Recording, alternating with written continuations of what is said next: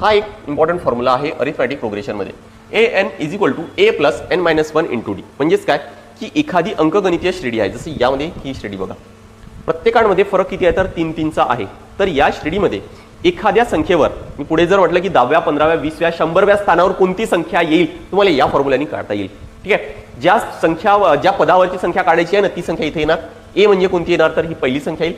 N म्हणजे काय की कोणत्या पदावरचं काढायचं. जसं या प्रश्नामध्ये काय विचारले की 10वं पद काढायचं, त्यामुळे एनच्या जागी किती येणार तर 10 येईल. ठीक आहे. किंवा श्रेणीमध्ये एकूण संख्या किती आहेत तर ते सुद्धा तुम्हाला या एनची व्हॅल्यू काढून काढते.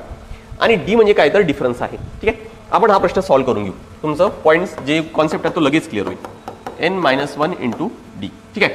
आपल्याला काय काढायचं 10वं पद काढायचे म्हणजे 8 10 काढू. 10व्या पदावरची संख्या आपल्याला काढायची आपण असं म्हणू. पहिली संख्या कोणती आहे तर 2 आहे. n म्हणजे काय तर 10 मायनस 1 आणि डिफरन्स किती आहे या प्रत्येकांमध्ये डिफरन्स बघा 3 3चा आहे, त्यामुळे किती येणार तर इथं 3. Next 2 plus